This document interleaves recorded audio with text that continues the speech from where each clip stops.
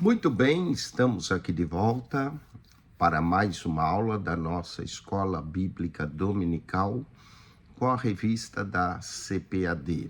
Nesse primeiro trimestre de 2026, nós estamos estudando a Santíssima Trindade.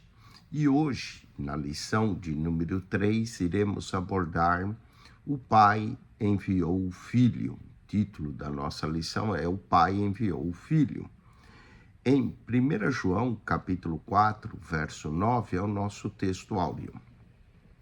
Nisto se manifestou o amor de Deus para conosco, que Deus enviou o seu Filho unigênito ao mundo para que por ele vivamos. Olha que maravilha de verso. A verdade prática é que o envio do Filho revela o amor do Pai e a perfeita unidade da Trindade no plano da salvação, garantindo a redenção e a adoção dos crentes por meio do Espírito, não é? Então, todos contribuíram na salvação. O Pai planejou, enviou, o Filho executou e o Espírito Santo aplicou aos nossos corações. A leitura bíblica em classe se encontra no Evangelho de João, capítulo 3, versos 6 a 7. Muitos crentes conhecem e decoram esse verso. 1 João 4, verso 9 e 10. E Gálatas, capítulo 4, verso 4 a 6. Leiamos. Evangelho de João, capítulo 3, verso 16. Porque Deus amou o mundo de tal maneira que deu o seu Filho unigênito, para todo aquele que nele crê não pereça, mas tenha a vida eterna. Verso 17. Porque Deus enviou o seu Filho ao mundo, não para que condenasse o mundo, mas para que o mundo fosse salvo por ele. 1 João 4, 9. Nisto se manifestou o amor de Deus para conosco, que Deus enviou o seu Filho unigênito ao mundo para que por ele vivamos. E 1 João 4, 10. Nisto está o amor, não em que nós tenhamos amado a Deus, mas que ele nos amou e enviou o seu Filho para propiciação pelos nossos pecados.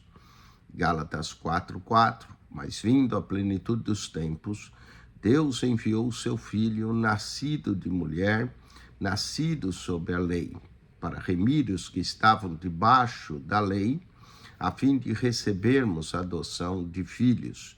E porque sois filhos, Deus enviou aos nossos corações o Espírito de seu Filho, que clama Abba Pai. Tá vendo?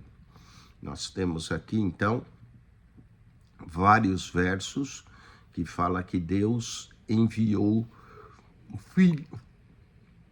No João 3,16, João 3,17. Então, vários versos aqui manifestam o envio do Pai que enviou seu Filho.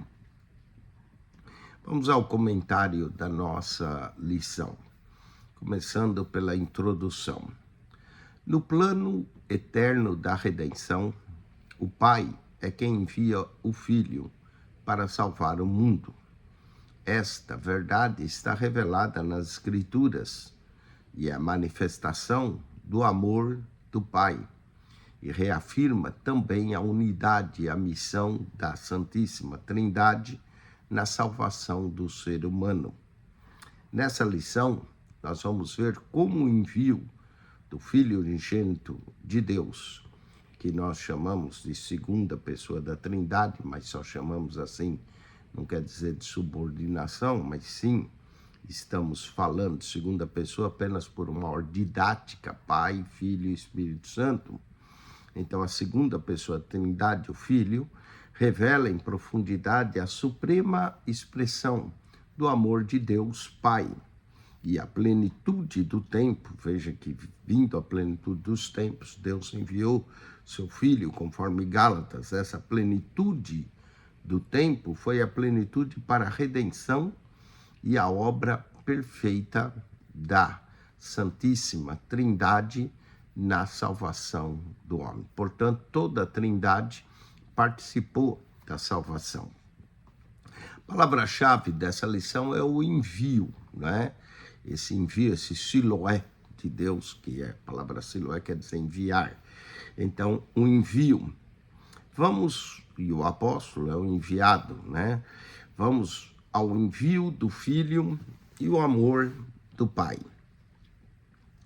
O primeiro ponto, fala do amor incondicional do Pai. Deus nos amou quando nós éramos ainda pecadores. Então, o envio de Jesus Cristo, Filho unigênito do Pai, é a maior demonstração do amor de Deus ao mundo. Deus amou o mundo de tal maneira que deu o seu Filho. Então, é um presente. O Filho de Deus revela o amor de Deus. Eu costumo dizer o que pregou Jesus na cruz não foram os pregos, mas foi o seu grande amor com que ele nos amou. O verbo, e esse amor é um amor incondicional, mesmo que nós não respondemos a ele, Deus continua nos amando. O verbo grego para esse amor é agapao, e é substantivo de agape, que expressam a natureza essencial de Deus. Deus não tem amor, Deus é amor, 1 João 4:8.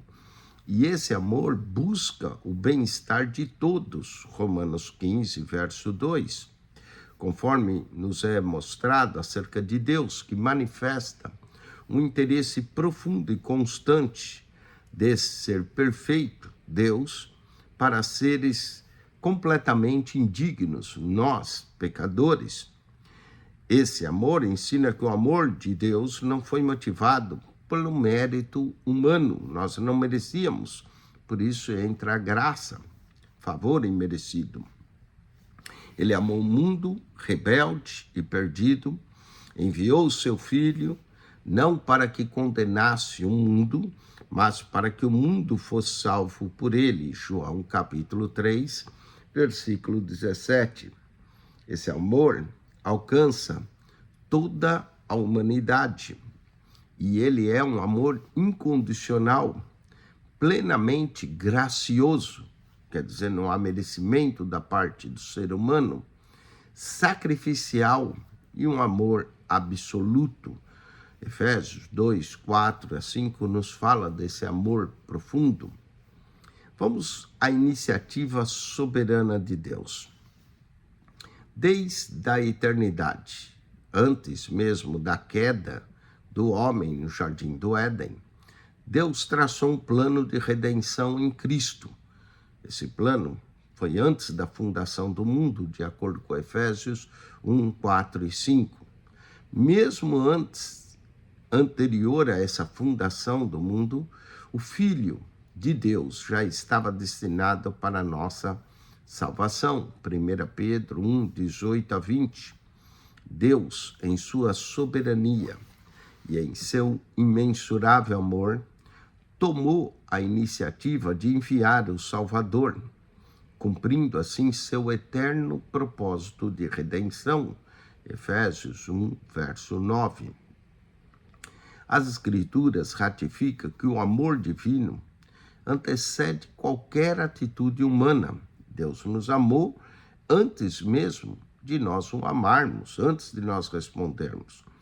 Verso 1 João 4, 10 diz, não em que nós tenhamos amado a Deus, mas em que ele nos amou e enviou o seu Filho para propiciação pelos nossos pecados. 1 João 4, verso 10. Portanto, a iniciativa da salvação não parte do ser humano, mas sim de Deus, em sua soberania, misericórdia e compaixão. Deus decidiu agir em favor da humanidade caída. E o interessante é que esse plano estava desde a fundação do mundo, ou seja, antes de haver a luz, ou Deus disse haja luz, Deus disse haja cruz. Então era um plano perfeito do Pai. Vamos ao envio do Filho e a Santíssima Trindade. Embora a missão do Filho seja descrita por meio do verbo enviar, João 3, 17, 18, 34, a ideia aqui é um presente gracioso de Deus. Nós não merecíamos, mas Ele enviou. Em seu amor soberano, o Pai ofereceu uma dádiva mais preciosa, o seu Filho unigênito, ou seja, o sacrifício perfeito, para que por ele, pelo Filho unigênito, vivamos. Essa doação de Deus não implica uma hierarquia da Trindade, não é? Não está aqui falando de subordinação, o Pai, o Filho e o Espírito Santo. Todos possuem a mesma natureza divina. João 1, no princípio era o Verbo estava com Deus, o Verbo era Deus. Eu e o Pai somos um. Então, aqui, quando Jesus fala que o Pai é maior do que ele está falando de função, não da essência. A distinção observada, ela é funcional, relacionada ao plano da salvação. O Filho, ele é enviado para realizar a redenção. E essa dinâmica revela a harmonia e unidade da Trindade, uma única vontade, um único propósito. O envio do Filho é, portanto, uma expressão do amor do Deus triuno que resplandece em toda a história da salvação. O envio desse Filho é a expressão suprema do amor do Pai, fruto de sua iniciativa soberana e graciosa.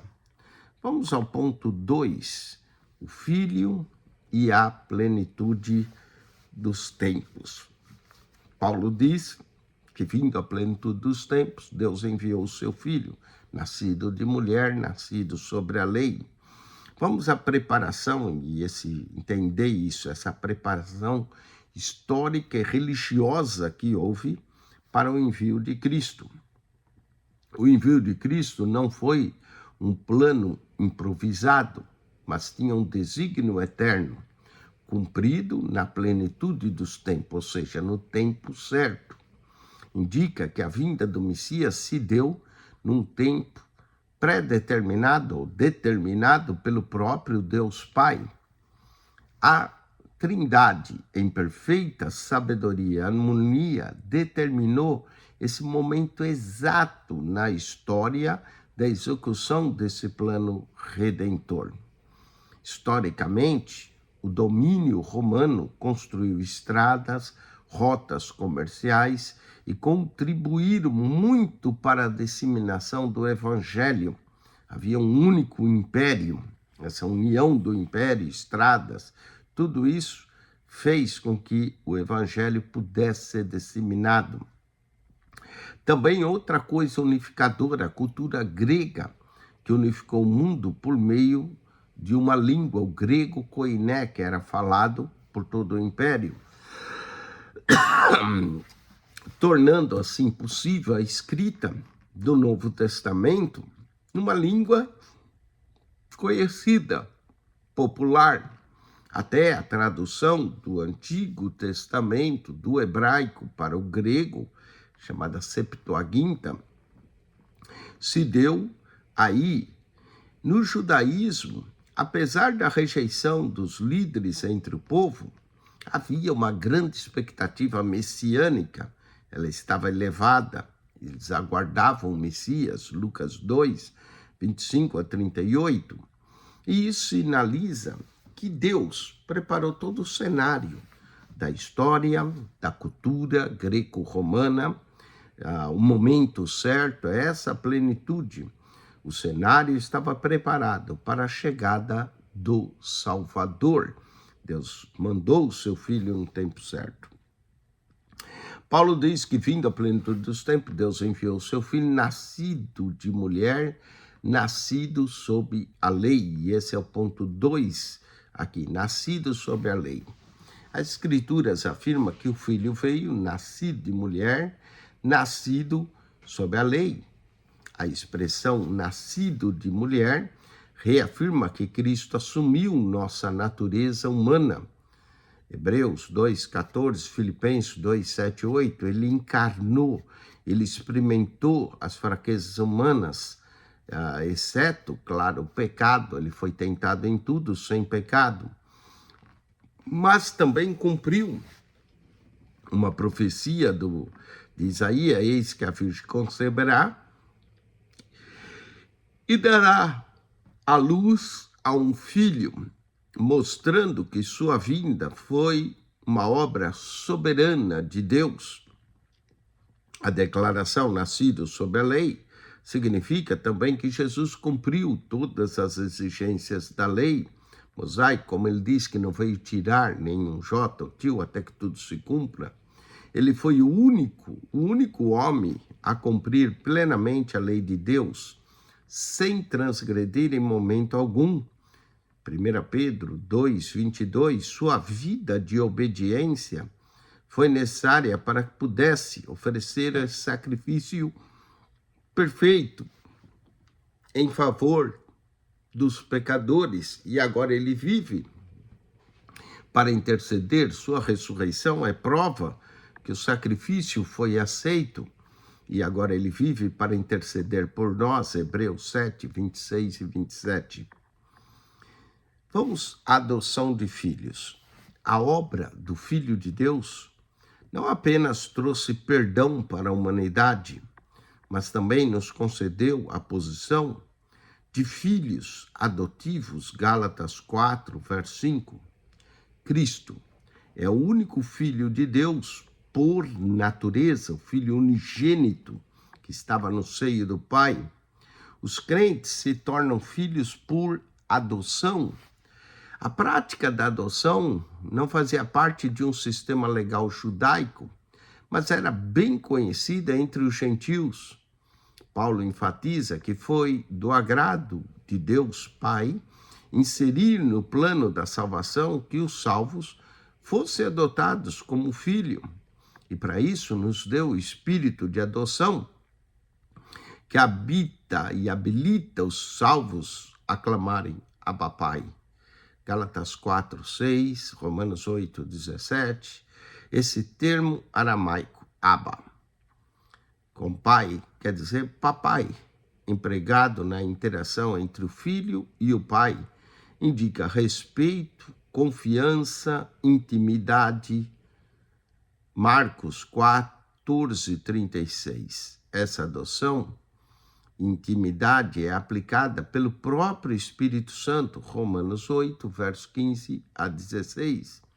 Demonstrando novamente essa atuação inseparável da Trindade na salvação. O Pai planejou, o Filho executou, o Espírito aplicou.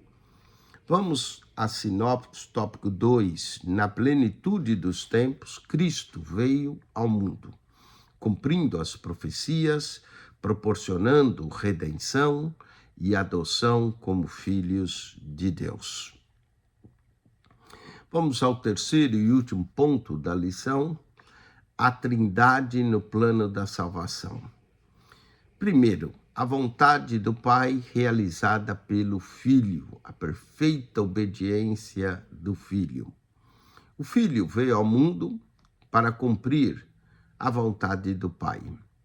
Ele disse: eu desci do céu, não para fazer a minha vontade, mas a vontade daquele que me enviou. João 6, 38.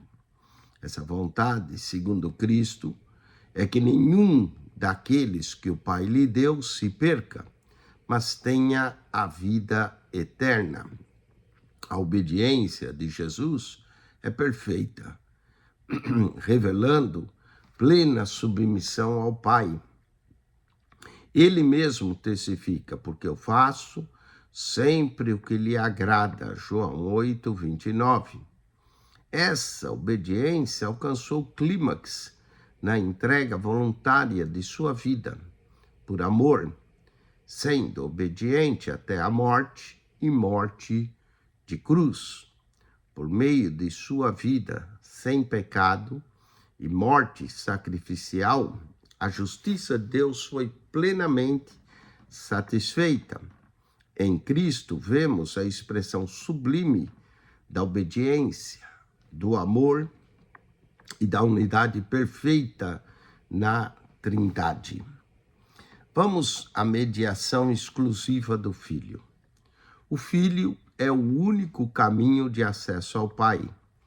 Eu sou o caminho e a verdade e a vida, e ninguém vem ao Pai senão por mim. João 14, verso 6. Esse acesso é exclusivo, porque ele é a revelação plena do Pai, e o único que pode satisfazer a justiça divina, mediante o seu sacrifício no Calvário. Hebreus 9, verso 15. A exclusividade da mediação de Cristo está enraizada nessa estrutura trinitária. O Pai enviou o Filho, o Espírito testifica do Filho, e assim o caminho para o Pai necessariamente pela aceitação do Filho, conforme ensina as Escrituras, porque há um só Deus e um só mediador entre Deus e os homens, Jesus Cristo, homem. Desse modo, a salvação ocorre unicamente por meio da fé em Cristo. Atos, capítulo 4, verso 12. Em nenhum outro a salvação, porque não há nenhum outro nome dado pelo qual devemos ser salvos, a não ser o nome de Jesus, não é? Atos 4, 12. Vamos à aplicação da salvação. A salvação é oferecida, mas é preciso ser aplicada pelo Espírito. E aqui entra o papel do Espírito regenerador, convencedor, consolador. O Espírito Santo, que é chamado de Consolador, ele é o Espírito da verdade que nos guia em toda a verdade. E ele foi enviado pelo Pai e pelo Filho, pela intercessão do Filho ao Pai. Jesus diz que o Espírito viria para convencer o mundo do pecado, da justiça e do juízo. João 16, verso 8 a 11. É o Espírito que ilumina a mente para o conhecimento de Deus, 2 Coríntios 4, 6. O Espírito ensina a verdade, nos guia na verdade, nos faz lembrar e nos ensina, João 14, 26. Ele regenera os pecadores, Tito 3, 5. Sela aqueles que crê, é o selo da nossa herança, Efésios 1, 13. Opera a santificação progressiva em nossos corações, 2 Tessalonicenses 2, 13. E assegura a perseverança dos crentes, Filipenses 1, 6. Além disso, o Espírito, além de ser o Espírito da verdade, é o Espírito que glorifica o Filho, pois foi enviado para testificar de Cristo, revelando sua pessoa e obra no coração humano. O Espírito nunca age independentemente do Filho ou do Pai. Sua missão é intrinsecamente a de exaltar a glória do Deus triuno. O plano da salvação é a obra da Trindade. O Pai envia o Filho, executa o Espírito e o Espírito aplica essa verdade aos nossos corações. Conclusão: o envio do Filho pelo Pai revela o amor eterno e soberano de Deus e destaca também a perfeita unidade da Trindade na obra da salvação. Deus não apenas amou o mundo, mas Deus agiu em favor dele, enviando o seu Filho no tempo certo, na plenitude do tempo, para redimir os pecadores. O Filho, em obediência plena, realizou a redenção, e o Espírito, em sua atuação eficaz, aplica a salvação ao coração dos crentes. Conhecer essa verdade fortalece nossa fé e nos convida a adorar com gratidão ao Deus único e triuno que nos salvou, que nos perdoou através de seu Filho amado, e o Espírito que aplica essa verdade em nossos corações. Que Deus te abençoe em Cristo Jesus. Essa foi mais uma aula da nossa revista da Escola Bíblica Dominical, O Pai Enviou o Filho. Vamos à revisão do conteúdo dessa lição, através das perguntas. Primeiro, o que significa afirmar que a iniciativa da salvação é um ato da soberania de Deus? E a resposta é: significa que a salvação começa com a iniciativa amorosa e soberana de Deus, e não do ser humano. Portanto, salvação é um ato divino, não um ato humano. O único ato humano é o próprio Cristo se fez homem e morreu por nós. 2. Do ponto de vista histórico, que fatos corroboram que era chegado o momento exato para a execução do plano redentor de Deus para a humanidade? E a resposta é: a dominação romana, a língua grega comum, a expectativa messiânica entre os judeus criaram o cenário ideal para a vinda de Cristo. Vamos à terceira: o que significa a declaração nascido sob a lei? Aqui a resposta é que Jesus veio como homem, cumprindo plenamente a lei de Deus, sem transgredi-la. Quarto, qual a vontade do Pai é realizada pelo Filho? E a resposta é que todos aqueles a que o Pai deu ao Filho recebam a vida eterna e não se percam. Quinta, por que a mediação entre o ser humano e Deus é um ato de exclusividade do Filho? E a resposta é: porque somente Cristo revela plenamente o Pai e oferece o sacrifício perfeito que satisfaz a justiça divina. Com isso, nós concluímos mais uma lição da nossa Escola Bíblica Dominical. Semana que vem nós iremos falar da lição 4, a paternidade divina. Vamos entender mais sobre essa paternidade divina que temos em Cristo Jesus. Deus te abençoe. Acione o nosso canal no YouTube, PR Eugênio Piacentini, o canal da Bíblia. PR Eugênio Piacentini, o canal da Bíblia. Aqui nós comentamos 5 escolas dominicais. Deus te abençoe ricamente em Cristo Jesus. Amém.